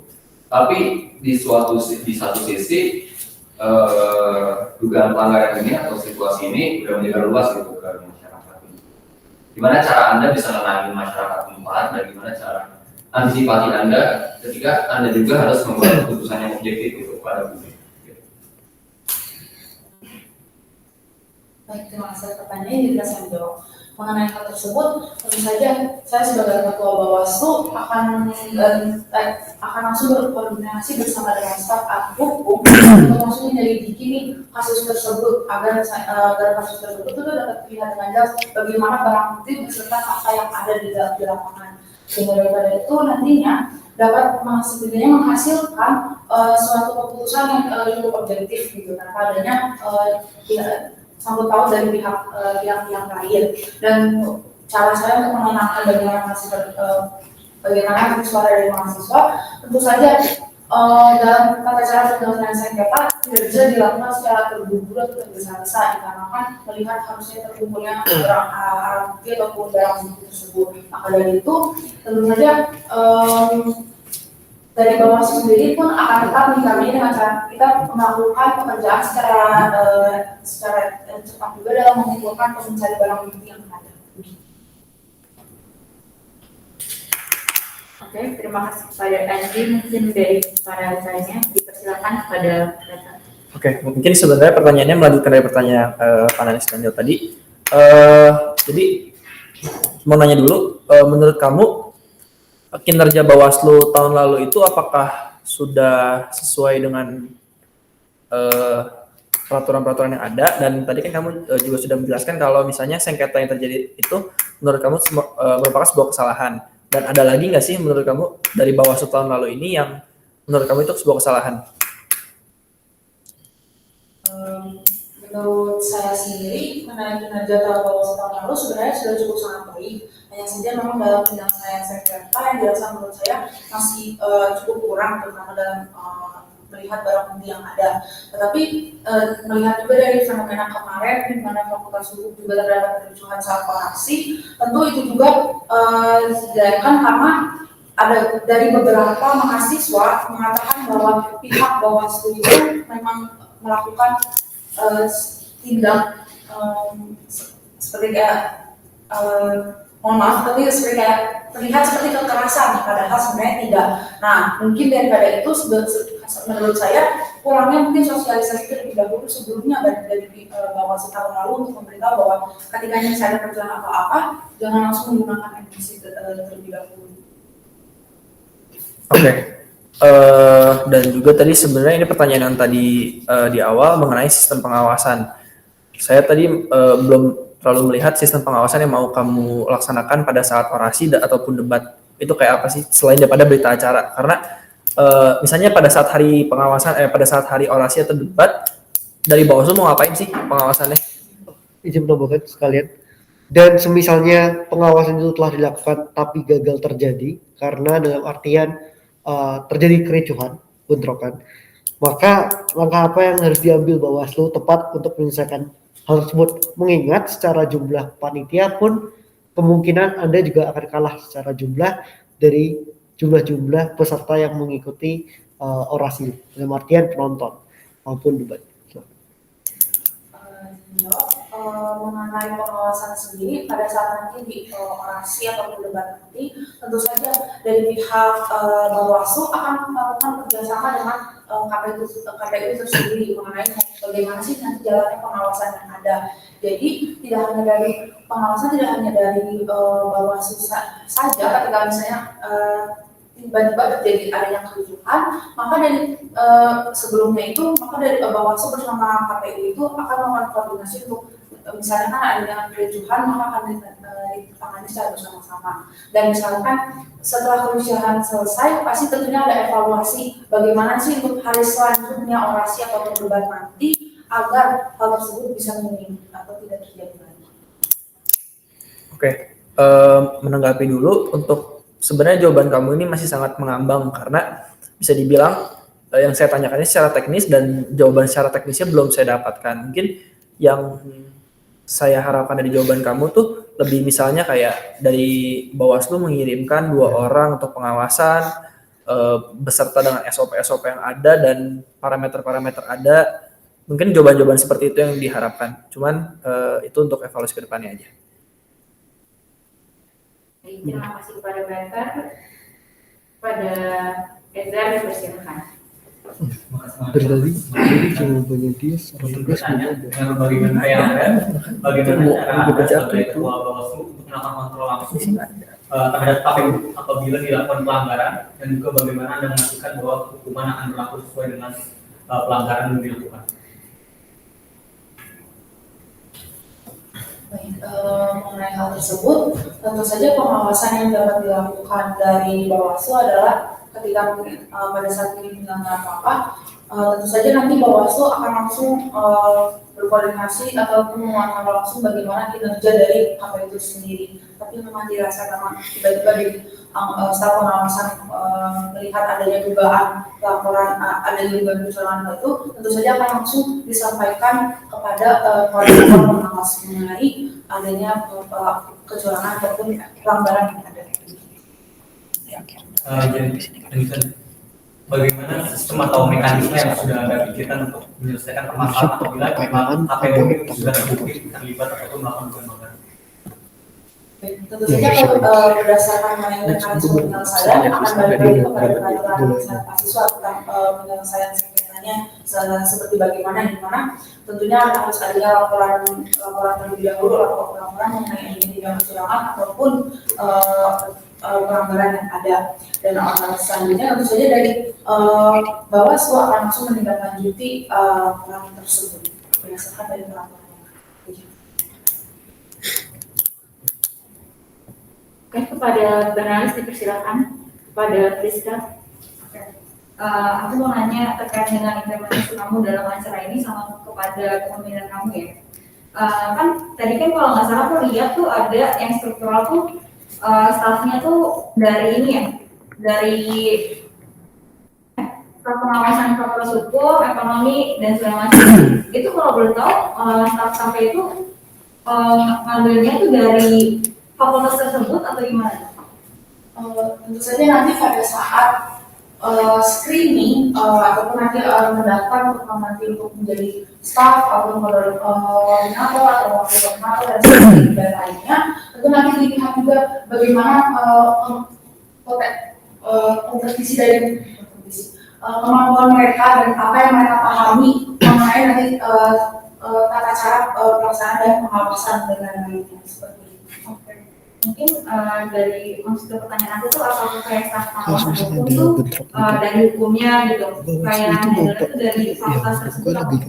Kalau mengenai hal tersebut, saya tidak menurut maksudnya kalau saya di fakultas hukum nanti dibuka dari misalnya ada pun nanti dari mahasiswa lain, tetapi akan dilihat lagi kalau melihat dari fenomena yang mungkin lebih baik untuk fakultas hukum nantinya diawasi balik lagi kepada anak dari mahasiswa dari fakultas itu sendiri, karena mereka mungkin lebih paham untuk mengenai situasi yang ada saat ini dari fakultas hukum itu sendiri. Oke, kalau misalnya ada kayak kecurangan gitu, misalnya nih kan kita nggak ada kemungkinan dong kalau misalnya fakultas misalnya nih kayak saya dari ARSI terus si Bawaslunya dari ARSI juga. Nah pasti kan kayak Bawaslunya kayak pas ada orasi ataupun debat kayak nutup-nutupin dong kayak oh ini mah acaranya berjalan dengan lancar, oh ini mah gini acaranya gitu-gitu. Itu gimana tuh kalian nemuin celahnya? Kan tujuan pengawasan kan nemuin celah ya. Kalian nemuin celahnya itu gimana? Sedangkan kan yang Mas Hendel kan prodi atau fakultas tersebut gitu. mengenai hal tersebut. Tentu saja untuk nanti misalnya di staf pengawasan, misalnya baik dari fakultas hukum maupun fakultas lain, pasti akan dicampur tidak hanya dari fakultas hukum saja, tetapi juga akan dari anak-anak dari fakultas lain gitu. Jadi setidaknya anak mahasiswa dari fakultas hukum ini sebagai penunjuk situasi dalam fakultas hukum itu seperti ini loh. Jadi pengawasannya harus begini dan begini seperti itu. Nah, maka dari itu untuk nanti saat pengawasan pasti akan tidak hanya berdasarkan semua harus dari fakultas hukum, tetapi harus juga dicampur dengan dari fakultas lain. Seperti itu. Oke. Sama aku sih mau nanya. Nah, itu kan di rangkaian acara kamu tuh kalau nggak salah ada orasi sama debat ya. Nah, pengawasan di orasi sama debat ini apakah cuma yang buat kan kalau lingkupnya pusat kan BEM doang ya. Nah, sedangkan kan kita tuh ada yang himpunan, ada yang prodi gitu-gitu kan. Nah, itu juga kalau nggak salah tuh pasti ada yang nggak selalu di waktu itu gitu. Maksudnya mungkin di hari lain karena menyesuaikan jadwal masing-masing kan. Nah, kalau kayak gitu pengawasannya gimana? Di kan berarti kan bukan ngawasin di BEM doang, tapi kan ngawasin di prodi, ngawasin kalau misalnya bersamaan gitu. Itu gimana? Mengenai hal tersebut tentu saja pada saat nanti sebenarnya pada susunan panitia ini saya cukup membentuk jumlah yang sebenarnya cukup kasar juga. Mengenai kalau nanti saat pengawasan hukum ada 3 orang, kalau pengawasan fakultas ekonomi mungkin ada 4 orang. Jadi berdasarkan setiap fakultas dan program studi yang ada. Tetapi misalnya nanti tiba-tiba di hari yang bersamaan nanti dari BEM ataupun orasi saat BEM atau debat dengan yang himpunan nanti bertabrakan, maka dari itu dengan makanya staf pengawasan ini tidak hanya cukup 1 orang saja, tapi misalnya 3 orang, maka misalkan untuk kepadanya fakultas-fakultas yang dirasa melihat mungkin dari penerapan lalu tidak ada yang sangat minim sekali kecurangan ataupun minim sekali tidak pelanggaran yang ada, maka staf yang ada itu akan dipindahkan untuk pengawasan ini yang lain. Sama satu lagi deh terkait dengan cara bikin kamu apa ya peraturannya. Kalau nggak salah di taman kamu tuh ring satunya baru direkrut, abis itu baru ini ya pembuatan peraturan, abis itu baru rekrut buat staf pengawasan. Nah berarti buat yang bikin si peraturan itu ring 1 atau gimana? Untuk yang itu tentu ring 1 terutama sebenarnya dikhususkan hanya kepada staf ahli hukum bersama dengan wakil dengan ketua. Oke. Caranya biar semua stafnya tahu kalau misalnya peraturan dibuat kayak gini, itu gimana? Maksudnya kan nggak ada waktu ya? Ya, untuk bagian nah, untuk mengenai agar staf Bawaslu ini tahu nih mengenai peraturan yang ada, tentu saja nantinya kan pertama kali adalah pembuatan dulu tentang kepanitiaan pada pemilihan umum, di mana nanti peraturan sudah jadi sebelumnya para mahasiswa nanti adanya mau melakukan puncak open recruitment untuk masuk itu tentu saja nanti adanya publikasi dan sosialisasi terlebih dahulu dengan peraturan yang ada. Nah, tapi selanjutnya setelah nantinya screening dan adanya pengumuman dari terpilihnya para staf Bawaslu, tentu adanya yang selanjutnya adalah rapat dengan staf Bawaslu tersendiri, di mana rapat bersama dengan staf Bawaslu ini akan mempublikasikan kembali dan sosialisasikan kembali mengenai peraturan yang ada. Mungkin terakhir pertanyaannya terkait dengan tipe pemimpin ideal menurut kamu tuh apa? Menurut kamu secara general nggak harus ada dalam diri kamu, tapi menurut kamu tuh ini pemimpin yang ideal menurut kamu?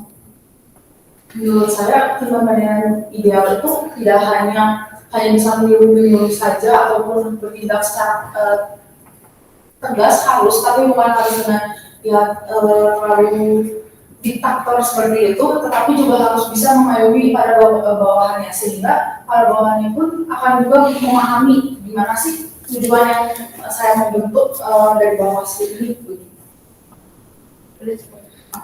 Mungkin menyimpulkan ya.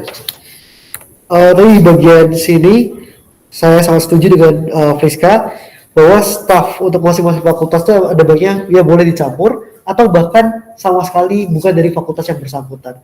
Tujuannya itu supaya ada check and balance-nya lebih mudah sehingga celah-celah itu nggak bisa dipakai. Jadi celah dari Bawaslu sendiri nggak bisa dipakai oleh pihak mungkin entahlah dari pihak KPUF atau sedemikiannya. Jadi itu lebih efektif sih untuk pengawasannya. Ini demikian. Oke, terima kasih kepada Rizka dan Victor. Selanjutnya kepada Ode di Kesilman. Jawabannya iya atau tidak aja. Apakah yang misalnya yang luas akan dilakukan kembali? Terus pertanyaan selanjutnya, ini boleh jawab. Ini mekanisme. Coba jelaskan mekanisme dari awal sampai akhir mengenai bukan berdasarkan peraturan ya, tapi berdasarkan apa yang ingin kamu bentuk pada saat adanya sengketa dari awal sampai akhir. Terima kasih atas pertanyaannya jadi yang menjawab mengenai nantinya ada cara penyelesaian sengketa. Tentu pertama nanti pada saat penyelenggaraan PPM ini tentu adanya staff pengawasan yang dari setiap fakultas akan melakukan pengawasan. Setelah dari pengawasan akan dibentuk jika nanti para mahasiswa melihat ataupun ingin melaporkan ada dugaan laporan tidak kecurangan ataupun pelanggaran akan langsung mengirimkannya lewat nanti disediakan di form. Lalu dari sisi pengawas juga jika melihat adanya laporan dugaan tersebut, tentu saja itu sudah termasuk ke dalam nantinya mereka harus menuliskan berita acara setelah penyelenggaraan PPM dilaksanakan. Dan setelah misalnya setelah data itu akan langsung diberikan kepada koordinator bersama dengan wakil koordinator untuk dievaluasi dan dilakukan penyelidikan mengenai bagaimana laporan tersebut memang benar terjadi atau tidak dugaan kecurangan ataupun pelanggaran yang ada. Selanjutnya dari setelah masuk ke dalam penyelidikan dan memang terbukti memang betul adanya tindakan pelanggaran tersebut akan langsung masuk ke dalam penyidikan, di mana penyidikan ini akan bersamaan dengan antara ketua Bawaslu bersama dengan staf ahli hukum bersama dengan koordinator dan juga wakil koordinator. Penyidikan yang saya maksud adalah bersama staf ahli hukum bersama dengan koordinator dengan wakil koordinator pengawasan. Yang dimana saya tidak memasukkan staf pengawasan ke dalam penyidikan karena saya rasa staf penyidikan itu sudah cukup pada saat penyelidikan saja, di mana mereka langsung memberikan barang bukti ataupun penjelasan mengenai kejadian kecurangan atau yang ada dalam berita acara tersebut. Sehingga setelah adanya penyidikan baru masukkan nanti ke bagian pertimbangan yang dimana untuk keputusan langsung di hadapan sidang antara dimana nanti ketua Bawaslu memberikan keputusan yang ada mengenai tindakan kecurangan atau proses pelanggaran tersebut.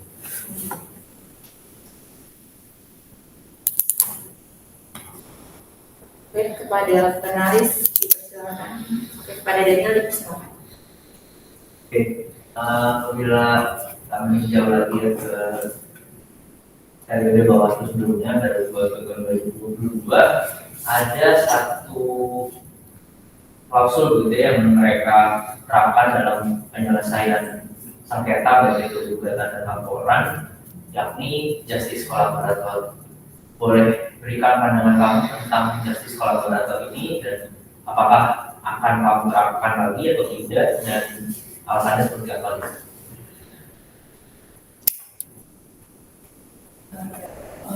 Pandangan saya mengenai justice collaborator sendiri ini, saya rasa sebenarnya diperlukan juga gitu. Mungkin tidak menutup kemungkinan bahwa mungkin dari misalnya nanti adanya memang dia termasuk adalah orang yang melakukan pelanggaran atau proses kecurangan nantinya atau calon kandidat yang melakukan ini juga membeberkan misalnya beberapa ternyata ada calon kandidat lain juga yang sama-sama melakukan kecurangan tersebut, sehingga menurut saya juga saya rasa justice collaborator ini juga cukup penting gitu untuk dimasukkan juga karena balik lagi karena saya yang menciptakan bagaimana Bawaslu ini dapat menjalankan tugasnya pengawasannya secara adil dan terpercaya gitu dengan ke depan, maka tidak menutup kemungkinan juga bahwa saya akan tetap memasukkan pasal-pasal mengenai justice collaborator. Oke, lalu satu hal yang menjadi concern dari penerapan justice collaborator tahun lalu adalah di mana pemilihan justice collaborator ini sepenuhnya berada di tangan ketua dari Bawaslu. Jadi apabila ketua Bawaslu bilang oh nggak bisa jadi justice kolaborator ya bisa gitu. Tapi kalau dia mau ya mau gitu. Nah untuk kalau tadi kamu bilang mau diterapkan, menurut kamu ini tuh akan seperti apa gitu ketika ada orang yang mengajukan diri misalkan menjadi justice kolaborator itu akan seperti apa? Apakah penuhnya pemilihan dari kalangan Anda ketua Bawaslu atau seperti apa? Mengenai hal tersebut, tentu saya sebagai ketua Bawaslu akan pertama kali melakukan koordinasi terlebih dahulu bersama dengan staf ahli hukum. Bagaimana ahli hukum melihat seseorang ini apakah memang bisa dijadikan seseorang atau enggak. Tetapi untuk keputusan mengenai apakah seseorang ini bisa memang benar dijadikan justice kolaborator atau enggak akan kembali lagi kepada saya. Oke, kemudian terakhir dalam hal penerapan justice kolaborator ini satu hal yang menjadi sangat penting adalah bagaimana sekresi atau penyimpanan kerahasiaan identitas dari orang yang menjadi justice kolaborator ini. Bagaimana kemudian kamu akan menjaga gitu atau apa yang akan melakukan untuk menjaga kerahasiaan identitas dari orang-orang yang nantinya akan menjadi justice kolaborator. Mengenai hal tersebut, tentu saja itu akan pada saat nantinya misalnya dia melaporkan kepada Bawaslu kalau dia sebagai justice kolaborator, tentu saja dari misalnya dia melaporkan, tentu saja kami dari Bawaslu akan langsung menjaga kerahasiaannya dengan cara ya tetap pada saat nantinya persidangan atau penyelesaian yang ada ataupun nanti pada saat hasil yang disampaikan dalam putusan yang ada, maka mengenai justice kolaborator ini tentu akan menjaga kerahasiaan jadi tidak akan disebarkan identitasnya. Baik, terima kasih kepada panelis. Baik, karena Q&A sesi ketiga ini durasinya telah habis, dengan demikian kegiatan screening telah selesai. Kami menghimbau agar segala pertanyaan yang sudah kandidat ketahui tidak berhak untuk disebarluaskan pada siapapun. Saya pun mewakili seluruh panelis mengucapkan terima kasih atas kontribusi optimal pada siang hari ini. Mohon maaf jika ada kekurangan atau kesalahan yang tidak disengaja. Silakan untuk meninggalkan ruangan dan mengambil barang bawaan di luar. Terima kasih.